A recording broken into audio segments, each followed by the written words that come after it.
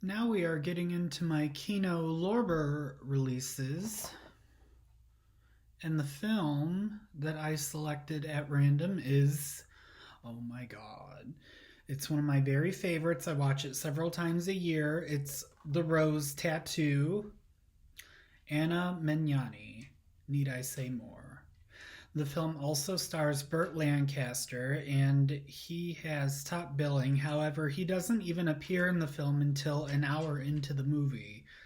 This movie is clearly a vehicle for Anna Magnani and Marisa Pavan.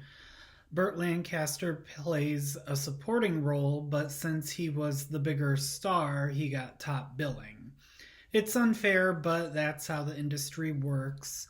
Even today, we still have that problem. I wouldn't be surprised if Burt Lancaster was paid more than Magnani, too, even though she was the lead, and he was only in about 15% of the movie.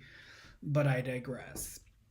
This Daniel Mann film was released in 1955, and it was based on a play written by Tennessee Williams. Tennessee Williams actually wrote the stage play for Anna Magnani. He always had her in mind when he wrote the character of Serafina della Rosa. Magnani was already a movie star in Italy, and the first time I was exposed to her as an actress was when she starred in Roberto Rossellini's war trilogy film Rome Open City. That was released in 1945. That film was so well received internationally that it received an Oscar nomination for Best Original Screenplay, which doesn't happen that often to foreign films. Tennessee Williams wanted Anna Magnani to perform the role of Serafina on Broadway, but she refused because she knew that her English wasn't good enough. But by the time the film production began, she knew she was ready, and she was marvelous. This was actually her very first English-speaking role in a film, and she won the Oscar for it. So now that we've got a little background on the film's production, what is The Rose Tattoo about? Serafina is a Sicilian seamstress living in a village close to the Gulf of Gulf of Mexico. She believes everything is going great for her. She thinks she's got this loyal, grade A husband. And I got a grade B husband. I don't know which grade is your husband. I got a grade A husband, and I know the difference. At home, who works himself like a dog driving a truck. Serafina basically worships the ground that he walks on. She's also pregnant with their second child, and she's excited to go home and reveal the news to him. When she gets home, though, there's a woman there waiting for her. This woman, Estelle, asks Serafina if she can make a shirt out of expensive silk for her lover. It is implied that Estelle's lover is Serafina's husband, Rosario. It turns out he hasn't been so faithful after all. In the opening scene of the film, we also learn that Estelle got a new tattoo of a rose on her chest to match the one on Rosario's chest. Hey, lady, what kind of tattoo did he get on you? I got a rose tattoo. Where did he get it, lady? Where did he put it on you? Right over my heart, little boy. Not only is Rosario a cheating scoundrel, he's not the honest, respectable truck driver that he was leading his wife to believe. He's actually using the truck driving job as a cover for what he's really doing. He's a smuggler. It's never revealed what he was smuggling, but Estelle was involved at some capacity. Rosario leaves home to go on a smuggling run without saying goodbye to his wife and daughter. Hey, Rosario.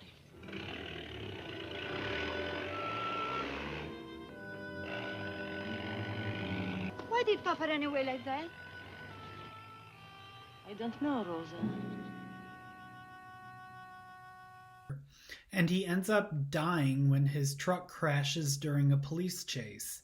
The shock of her husband's death was so much for her to take that Serafina miscarries. She still holds her husband in high regard, choosing to live in ignorance of his affairs and illegal activities. 3 years pass, and poor Serafina has deteriorated in appearance and reputation, but she still works as a seamstress to get by. One day, 2 tawdry women, possibly prostitutes, come to the Della Rosa household to have Serafina mend some bandanas for them. They talk as if they're in a burlesque house, and Serafina tries to reason with them, saying, What are you talking here? This is a respectable house. The women take offense and start making fun of Serafina. They tell her about her deceased husband's smuggling operations and his infidelity. At this point in the movie, Serafina says a line that I love so much that I quote it to myself all the time. She puts her hand on her chest and shouts so confidently at the women, Get out! I'm satisfied to remember the love of a man that was mine, only mine, never touched by nobody. Nobody but me. Just me. Never touched by nobody. Nobody but me. I had the love of a man that was mine and only mine and never touched by nobody but me.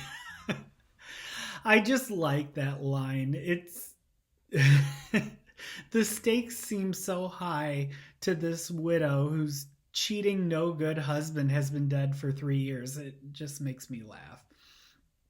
Anyway, Serafina needs to know if the rumor about the affair was true, so she goes to her priest and asks him if her husband ever confessed to him about infidelity.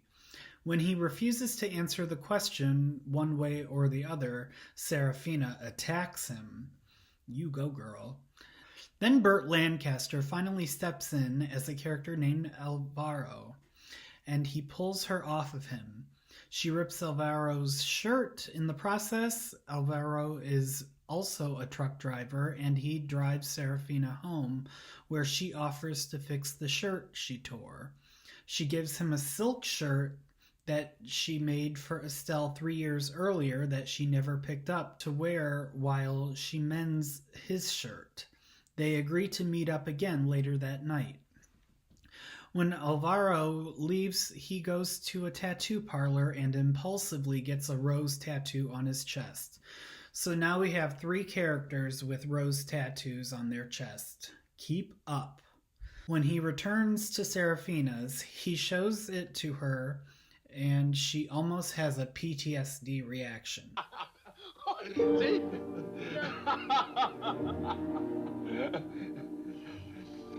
What's the matter? I'm sorry.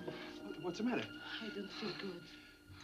Oh, I'm sorry. I got to go outside. I'm sorry, Vanessa. I got to go outside to breathe, please. She is outraged and tries to eject him from the house. Then she changes her mind, asks Alvaro to take her to the place where Estelle works with the intention of confronting her about the affair with her husband. Estelle confesses without much coaxing. Liar! Don't you remember I brought you the rose-colored silk to make him a shirt? You said for a man, and I said yes, for a man that's wild like a gypsy. Remember? I remember. Let me get her! Let go of me! Let me have her! It's a liar, not I approve! Please! I approve! What proof, please? What proof? She thinks it's a lie. Let me show her this. This! See for yourself. His rose tattooed on my chest.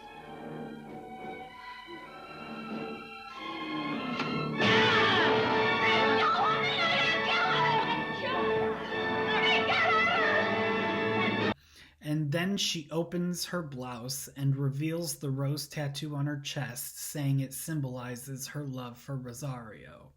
Serafina goes home and smashes the urn containing Rosario's ashes and invites Alvaro to return sometime during the night. Now, the ending is pretty abrupt and a little weird. Alvaro gets drunk and enters the house. He thinks he sees Serafina on the couch and tries to kiss her, but it's actually Serafina's daughter, Rosa.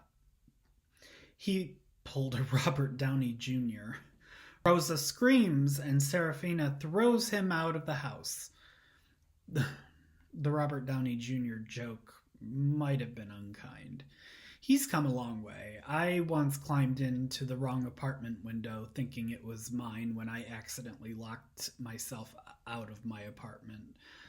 But I never crawled into bed with anyone. Anyway, the next morning, Rosa and her new boyfriend announce to Serafina that they are engaged to be married, and they leave to do so. Alvaro asks for forgiveness. She must accept his forgiveness because they both go into the house and shut the door and then turn on the player piano. The end. I love this movie. I not only own it on Blu-ray, I have it on digital. Sometimes when I go on long rides, I'll watch this movie and come back Little Sheba as a double feature. The Rose Tattoo did very well at the Academy Awards, too. Anna Mignani won Best Actress in a Leading Role. The winner is Anna Magnani in The Rose Tattoo.